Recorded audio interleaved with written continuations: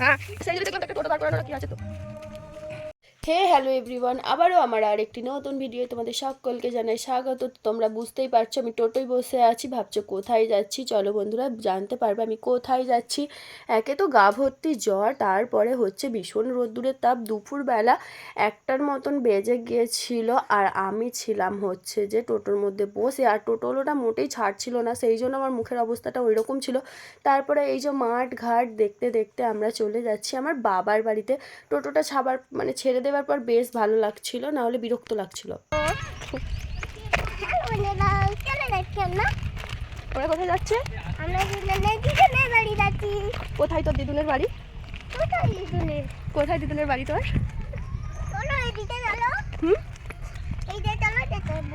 কোন দিকে? কোন দিকে যেতে হবে তোর দিদুনের বাড়ি? কোন দিকে যেতে হবে বল? গাইস আজকে আমার কপালটা বোধহয় খুবই ভালো, কেননা কখনো আমি বলবো না বাবা থাক, তাহলে আবার এক্ষুনি বায়না করবে। বোধহয় আমার শরীরটা খারাপ বলে নাকি জানিনি, ও বাচ্চা মানুষ বুঝতে পারে, নিজে থেকেই বললো যে হাঁটবো।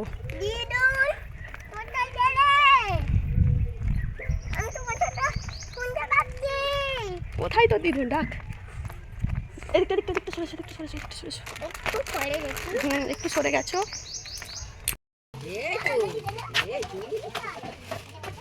ওকে কে ভাবছে বলতো? সোনা তুই ওকে চিনিস? ওটা কে বলতো? হ্যাঁ ওদের বাড়ি, তুই এদেরকে চিনিস? তো জল টল খাবার পর এই যে এই পুকুরটায় সবাই মাছ ধরছিল, এই পুকুরটায় বীজ দিয়েছে। আমাদের এখানে এই সময়টাই সব পুকুরেই মোটামুটি পুকুরের মাছ খালি করে বীজ দিয়ে সব মাছ তুলে নেওয়া হয়।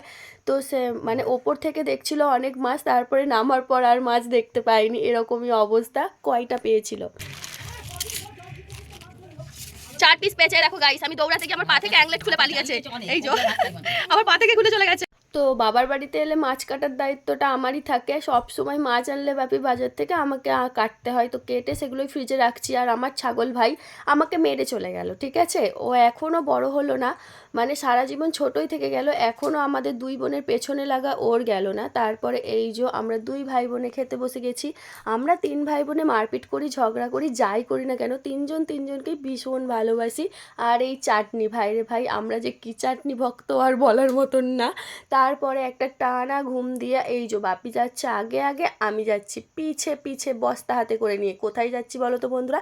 মাঠে যাচ্ছি। বাপি আর আমি দুজনে কি বকছিলাম কি জানি, ভুং ভাং 2 বাপে মেয়েতে কথা বলতে বলতে মোটামুটি ঘুম থেকে উঠে একটু বাগানের দিকে যাচ্ছি আর কি, মাঠে যাচ্ছি। আর মাঠে বন্ধুরা কতদিন পর যে আমি মাঠে যাচ্ছি তার কোনো ঠিক নেই। ওই যে দূরে 3টে গাছ আছে না, ওই 3টে গাছের অনেক স্মৃতি আছে, আমরা অনেক ঝুলঝাপটা খেলেছি ওই গাছে উঠে। এখন সব কিছুই অতীত, কতদিন পর যে মাঠে পা দিয়েছি তার কোনো ঠিক নেই। তো আমাদের মাঠে হচ্ছে যে এরকম খেসার কড়াই চাষ হয়েছিল, তো সেই জন্যই মাঠে এসেছিলাম খেসার কড়াইগুলো তুলতে। তো তোমাদের কাদের কাদের এখানে এরকম চাষ হয় বলো তো? আমাদের এখানে তো হয়। তো খেসার কড়াইগুলো অনেকটাই, যে পুরো মাঠটা দেখছো পুরো মাঠটাই খেসার কড়াই ফেলা হয়েছে, আর এরকমভাবে ছিঁড়ে ছিঁড়ে জড়ো করা হচ্ছে, যেহেতু খেসার কড়াইগুলো পুষ্টি হয়ে গেছে তো সেই জন্য ছিঁড়ে নেওয়া হচ্ছে, এগুলো ডাল হবে বলে। তো আমিও কতকটা ছিঁড়ে নিলাম, দেখতেই পাচ্ছ জোর লাগাকে হেইও, আসলে জোর লাগাতে হয় না, মোটামুটি ঘাস থেকে আর কি শাকগুলোকে বেছে বেছে তুলে নিতে হয়। তারপরে তোলার পরে এই যে বস্তার মধ্যে সব ঢুকিয়ে নিচ্ছে শাকগুলো, দেখতেই পাচ্ছ অনেকটা সন্ধ্যার মতো হয়ে গেছে।